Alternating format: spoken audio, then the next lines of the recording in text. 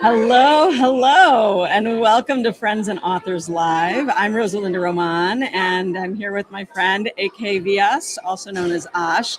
And I want to start with an apology up front because it is summer, which means my schedule and plans are out the window. And so for me to show up every week, we do this every week, Tuesdays at 1 o'clock Mountain Time.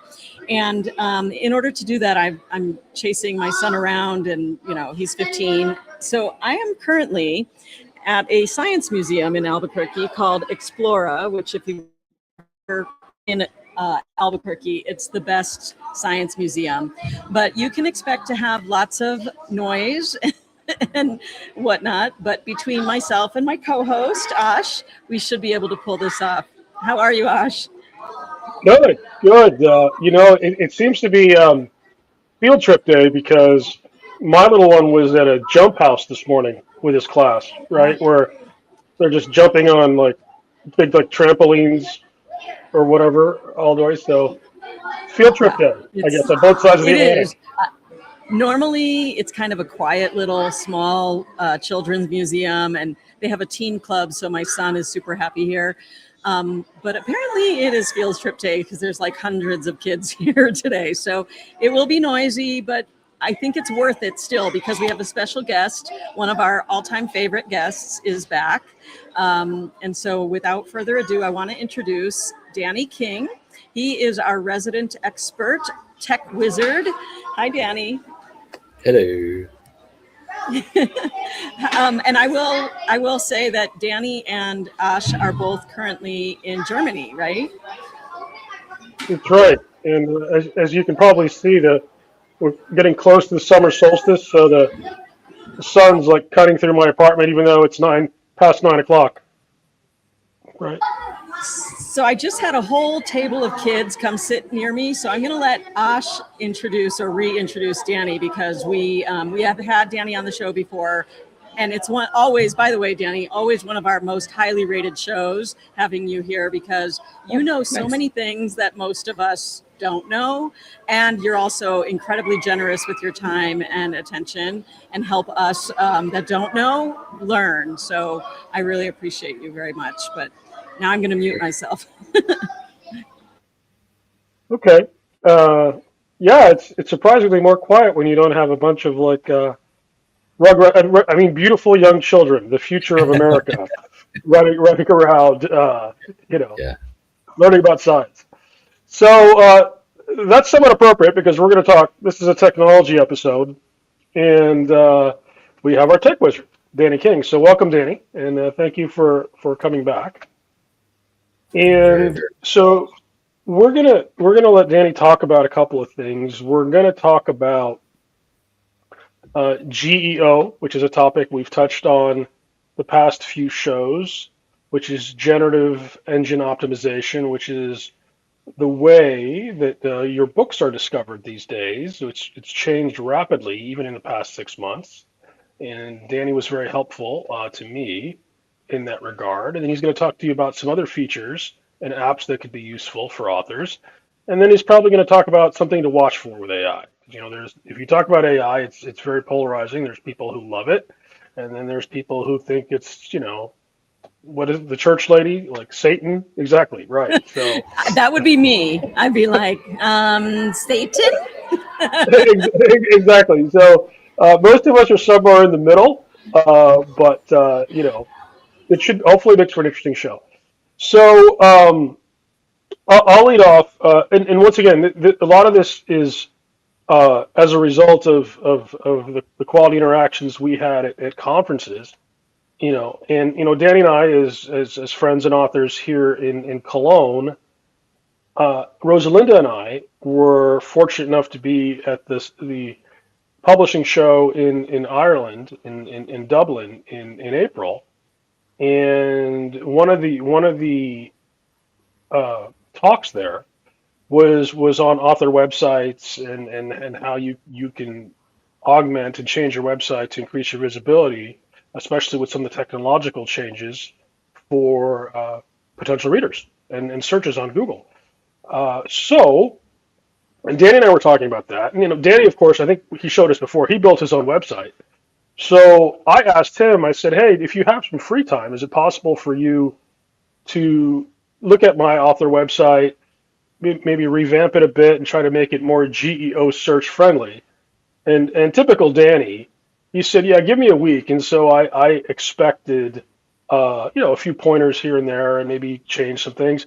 He built me an entirely new author website himself, right? And then he took me through, which I've been using since May, and it's spectacular. And he took me through all the various features. So I'll let Danny Yeah, explain can it I? because I'm going to let me pull up that website. Do you want me to pull it up now or wait till later?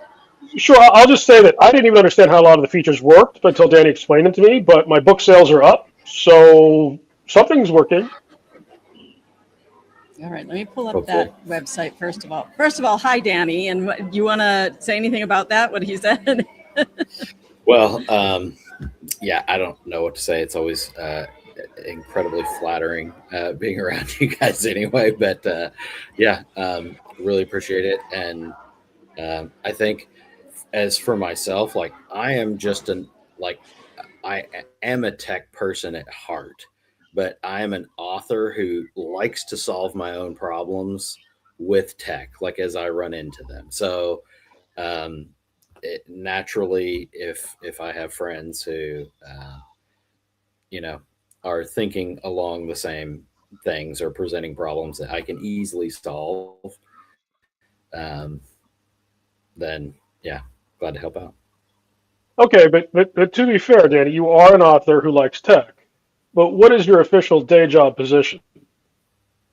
Well, yeah, so I actually work with a Christian NGO here in Cologne. So I work within several churches, at helping the churches to be more active within the communities that they are a part of,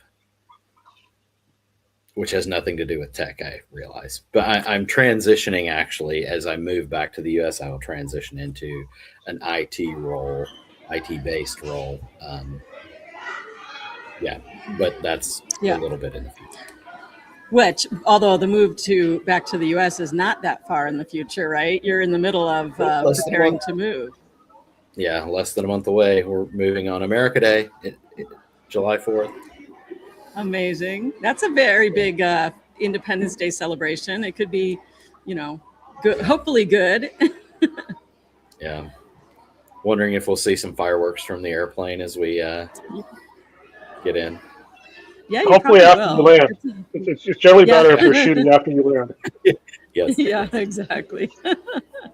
Well, I pulled up the website, and this is the website that you actually created for Osh, correct? Yeah. So he generated most of the images that he wanted to use, but um, the website, like, it just has a one solid punch landing page. So it you know what it's about basically, and then kind of the top ribbon that everyone has, um, and the different links, all that little stuff on the right. But if you can go into the eagle feather. One of the things about GEO is that SEO was all about um, links and keywords and a lot of other things like that. But generative AI is all about language and natural language and how you use language. And so if you click on the eagle feather book,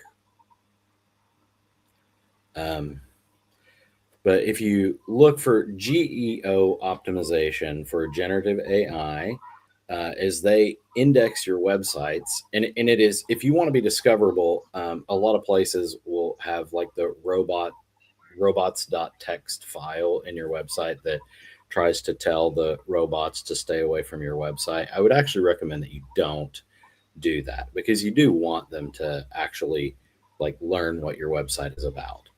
Um, but if you go up a little bit, it starts with a book blurb.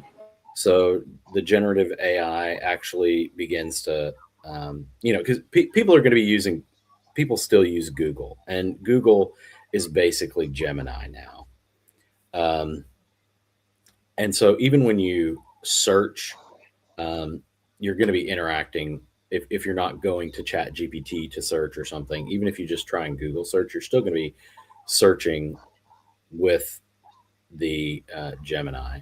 So you give a good blurb. The book blurb has always been there, but if you scroll down a little bit, and these are actually recommendations that I used based on Gemini, like asking Gemini, like what are some of the things that are good for GEO? What are some of the things that you can do?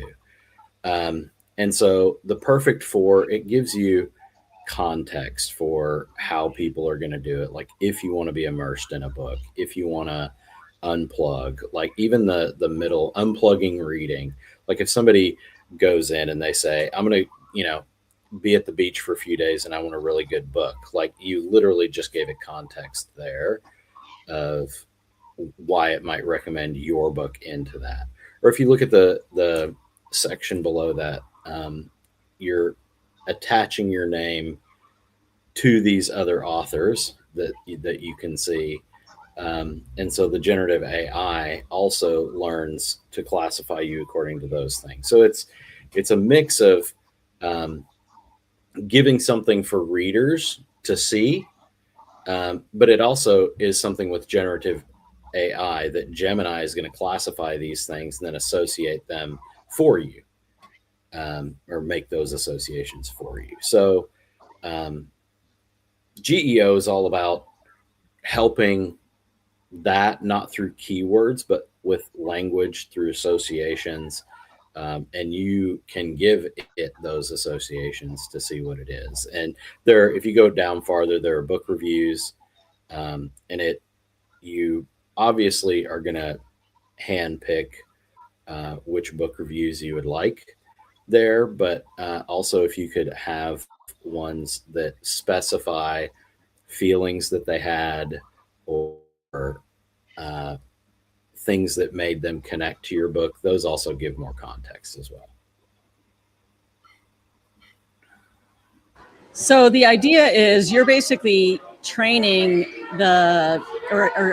telling the robots, like, oh, this is a book. It's not just this is what this book is about, but this is a book when I want a good beach read and I'm looking for something that is in the I don't know how to say that, the Clan of the Cave Bear type category. You're basically telling them, oh, you should look at this author. So I like that idea. Yes, exactly. Yeah, even the search has changed recently. If you could just go into Google and search AKVIAS author, it used to have the pages where you don't want, it would show you some things. Now it basically lists all my books and a bunch of this stuff, like bam, all right there. So people have all of this information for the different series, et cetera. And a lot of it, I think, is linked to the GEO optimized website. Yeah, so here's a perfect example. I just did a very quick search of AKVS author, and it's pulling up, all of this related to. But go to the AI. See the tab that says AI? So I would not be. Oh, I don't want to do that. I hate that. Okay, I will. For you boys, I will, but I otherwise don't. There you go. So this is the default. Like yours isn't set to the default, but this is the default for most searches now. And if you just scroll down, it shows everything about my books. Well, Yeah. Yeah. Yeah, I'm maybe not the best example because I try to turn it off at every stage. But yes, I bet like normal people who are searching for your book or your name are going to get this. Well, remember, we're not talking about AI use here, Rosalinda. We want normal people to find your books and Danny's books too, right? Yeah. And this is how books are found now. Right. And this has changed over the past 6 months. And I had an interesting observation that's a little disturbing, but actually lends credence to optimizing your GEO and some of the other changes that Danny helped me with. So the eagle feather, which is a bestseller in its genre and my most successful book, and that series makes a big chunk of the revenues I generate from being an author. Historically, it's been ranked about 6,000 overall in the Amazon rankings. Okay, and I think Amazon has And like the over 4 highest, million books. Yeah, so somewhere around there. In the past couple of months, with all these changes and the website and some other stuff and changes we've made, I've sold more books than I ever have before the past 2 months. And so logically, in the past, when I would run a promo, like if I would sell books for $1 or something, because the Amazon algorithm just cares about the number of books sold every hour. So I would see my ranking drop, into the 3,000s, 2,000s, something like that, temporarily until the book went back to full price. But I haven't done any of that recently. I've left the book at full price. I've just been running Facebook ads, and I've sold more books in the past 2 months. However, my rank fell from 6,000 to 8,000, even though I was making more money than I ever had before and selling more books than I ever had before. And the only explanation I could think of is Amazon is being flooded and inundated with AI books, right? Which yeah, makes it even Which more is true. important. We know that as a fact. Yeah. Right. yeah, So it makes it even more important because remember the rankings only reset hourly. They don't really mean anything. I mean, there are authors who support themselves and have spectacular incomes who are in the thousands. You don't have to be in the top 100 or 1,000. The rank's almost meaningless in that regard. But it was telling to me that wait a minute, I'm selling more books, I'm making more money, and my ranking's actually going. Oh, in the overall Amazon rankings lower, which means there's thousands of more books than there was not that much long ago. So. Um, it's even more important for them to be able to find your book with this flood of AI books, it seems. Yeah, that makes sense, and it's frustrating because really it's not about any of this. It's just because it's about that person that did end up reading your book and does love your book, but how to get it from having been written and the platform that is hosting it essentially to the actual reader and how challenging that can be. So, And and that and what you're saying is this is a whole new way that they discover your books. and remember what I always keep telling you, which like I told you with the A+ content, Amazon just wants to make money. They don't care if you sell your book, right? So if people, I mean, I'm sure Amazon is trying to curb this because ultimately it dampens the reader experience. But if someone publishes a poor quality AI book and it sells 15 copies until people figure out it's junk, well, Amazon still makes that money, right? So uh, I do think they're going to take steps, and they are taking steps to curb this flood because overall, readers need a dependable place to shop for quality books. But Amazon's they're not vested in me or you or Danny. They're vested in themselves, and you just have to be aware of that. Which so that is why Danny, you helped overhaul his website, and I would love it if you would talk about kind of how you do that. Like that's a business that you're doing now, right? You're helping other yeah, authors overhaul their website so that they can get discovered. Also, their books can be discovered. yeah. So whether it's designing a new website or overhauling a website, I have started my own website. It's called the Author Forge. It is theauthorforge.com. And um, it's like I said, I am a tech nerd from way back. Um, and so I've always been able to do kind of things like this. And then um, doing the website for Osh, he even kind of is maybe the one that recommended some of this, but realizing like how quickly I could do it, that maybe I could also do it for other people. So a lot of what is in there right now, it's all placeholders to wait until I get some actual, like I've made a website for Osh, and I have another author friend that I'm currently making a website for. And So if you go to theauthorforge.com/start, there's actually a page there that if you are interested in whether it's having your website migrated or having your website revamped, if you need a brand new website, you can go there. And if you look at the where it says copy link, it's each person that loads it, you're going to get a individualized link.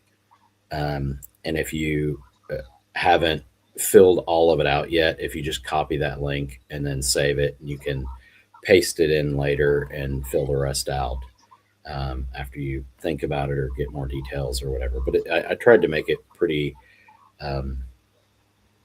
extensive to get people's opinions, because I can design websites for people, but in the end, it's going to kind of also have to be based on what you want or expect as an author for your website to look like. So this is designed to kind of start that back and forth on a better knowledgeable thing for me. And then as that, I would also like to offer a special deal for your viewers that for the first 10 people that might be interested.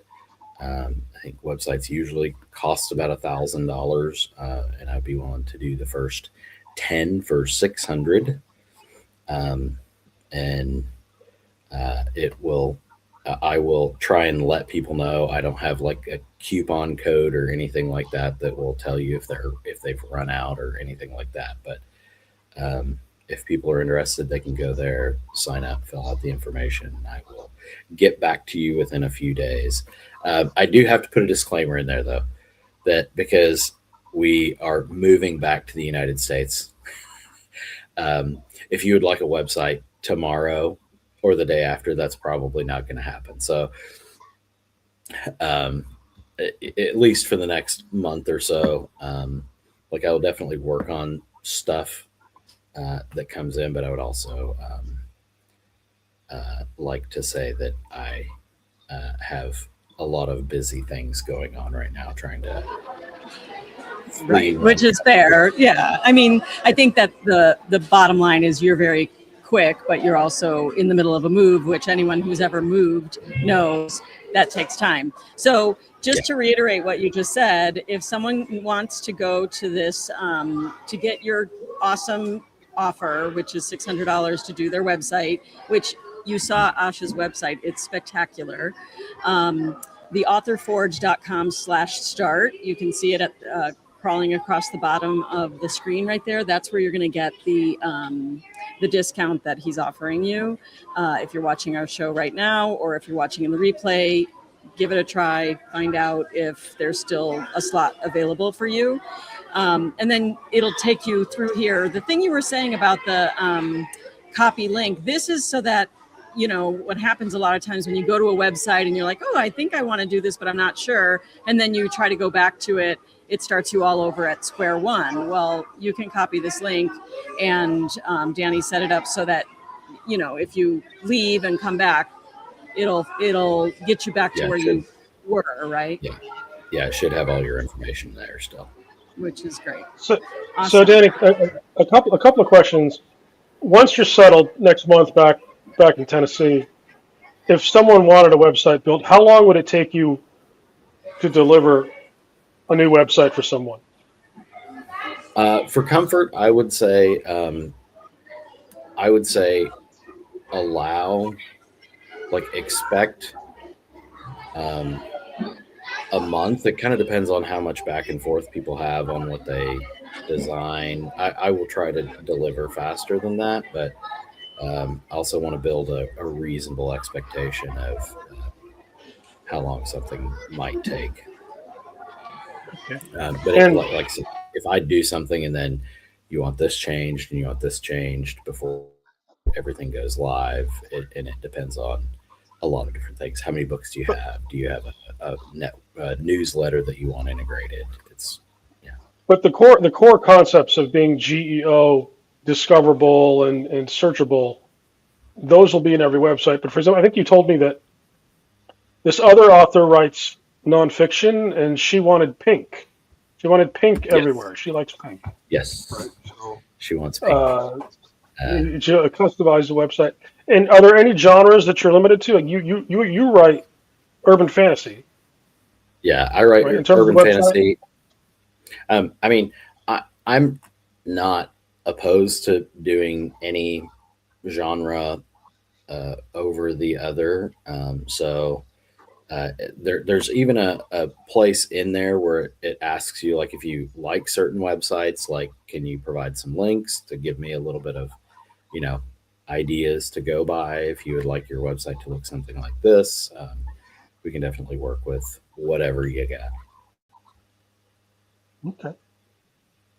Well, I'm very happy with mine. It's been working very, very well. But Yeah, I'm excited. You started to help me with one, and then I got derailed with the end of school year. So we'll have to revisit that because it was already looking amazing.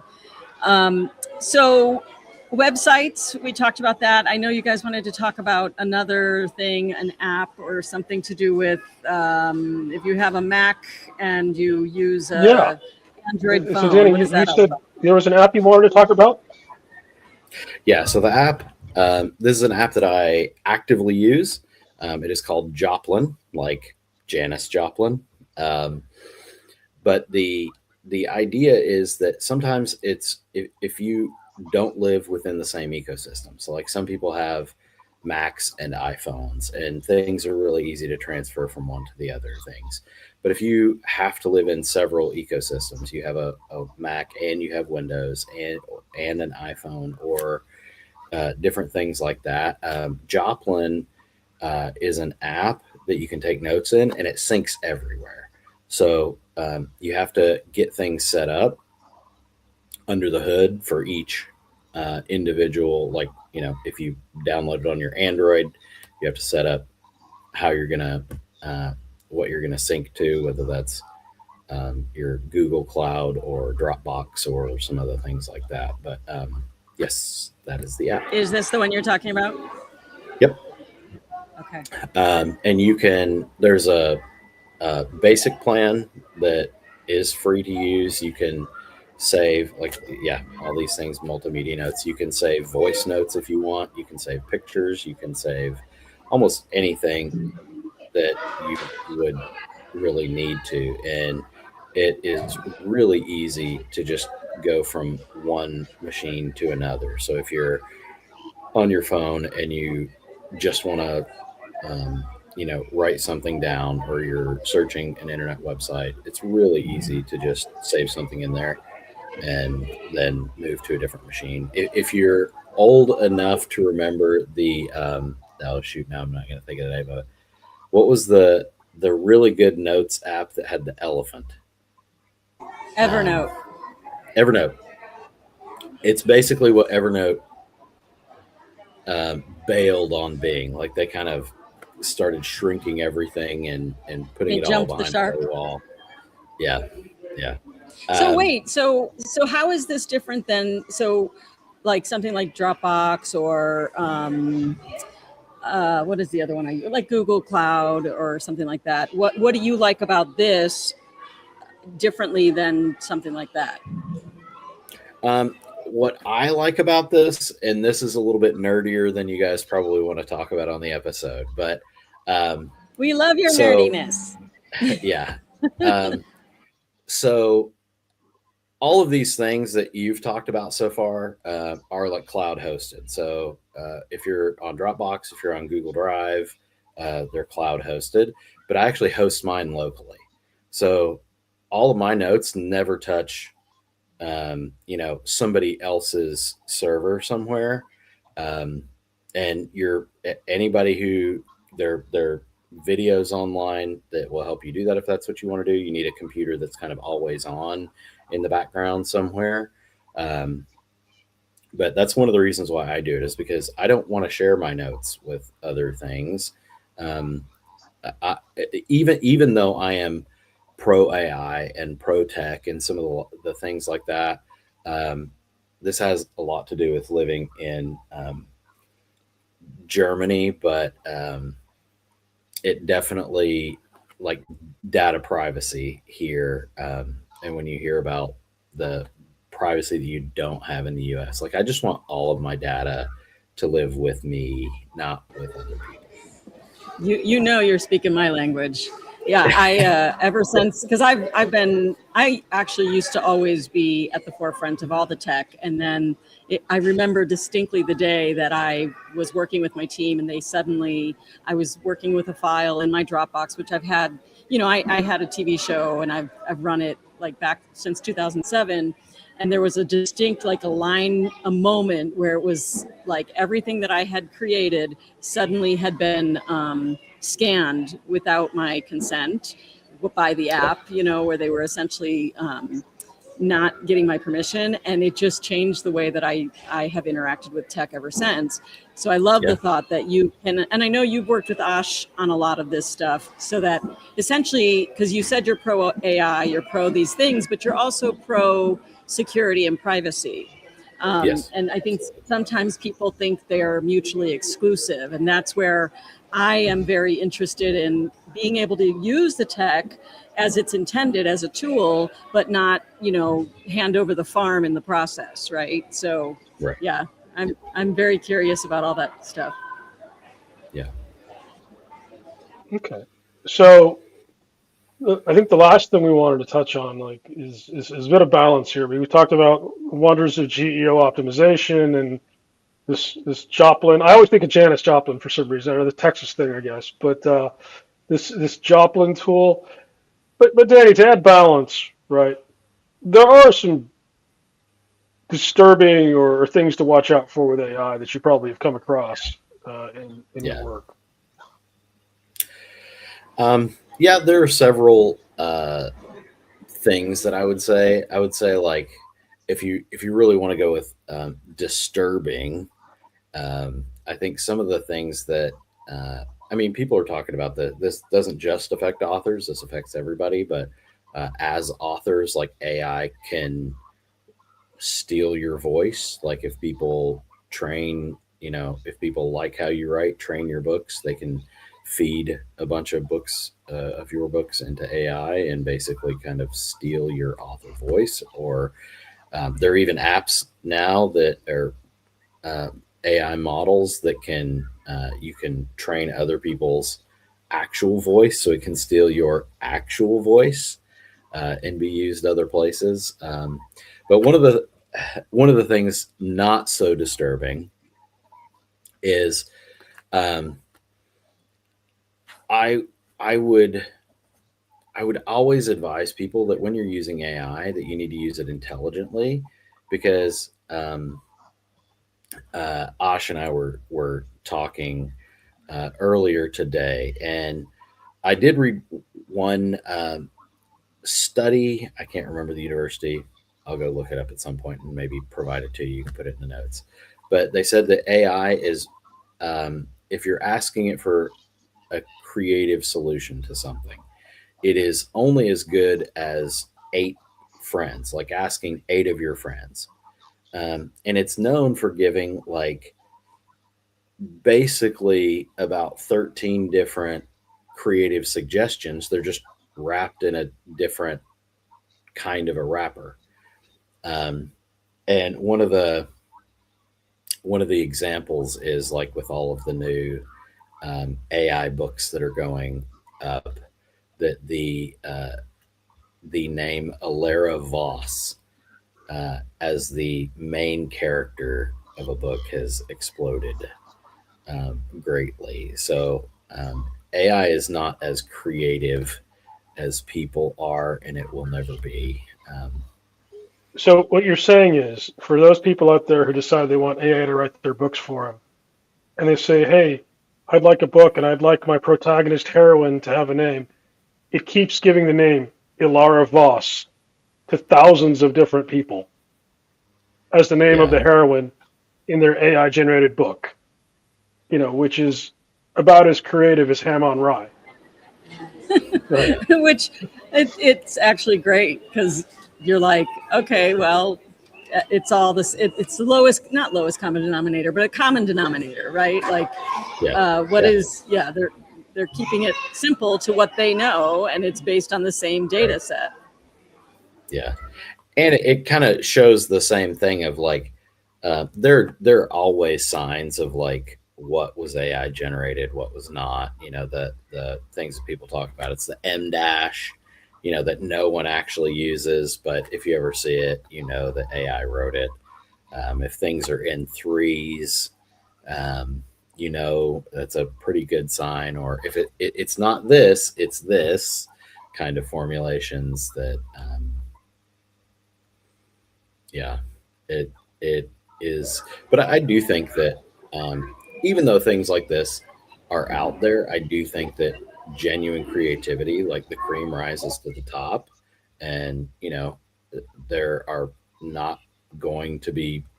I don't believe that there are going to be any books that AI writes that are going to be, hailed as the Les Miserables of their time, or things like that. Like, that's just not going to happen. I hope you're right. I hope that humans still have the some place in the equation. Yeah. But it's good for GEO search, and apparently it's replaced Evernote in utility as well, right? So Yeah. I used to use Evernote all the time, so I'm excited to try this Joplin thing. Yeah, You'll have to let me know it's how it fantastic. goes.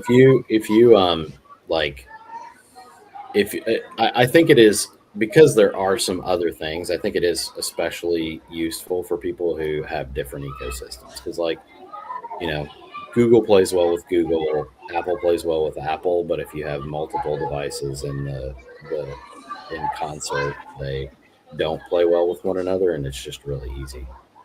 Okay, but I got to push back here, Danny, because I think you're once again, and this is an asset given what you do, but you are demonstrating your inner nerd here, right? Because when most people think of the word ecosystem, I think of Rosalinda's living in the desert, and I'm living in like the northern European plain, and you're talking about different operating systems for computers, right? Right. Yeah, So yeah. I am almost fully Linux. I have an Android. I have a de-Googled Android phone, but I am almost fully Linux otherwise. Wow. You guys should see the view that I have from here, just because it's so cute. There's just kids everywhere. There's just, and behind me, you can't see them, but I'm just like, I'm laughing because a minute ago, a little girl dropped her bag of candy, and there were like 12 little kids picking the candy off the carpet and eating. And I'm like, and I'm trying to have this serious show, and I'm just like, actually, what I'm looking at is a little bit more interesting than AI for sure. Yeah, yeah.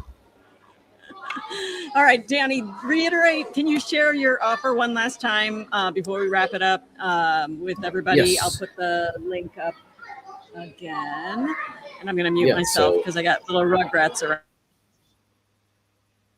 If you would like to have a website made, I can do that for you. If you would like to go to this address on the scroll at the bottom, theauthorforge.com/start.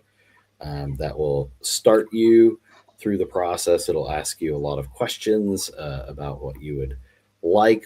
I think the only things that I absolutely need are your name, email address, and any books that you actually have.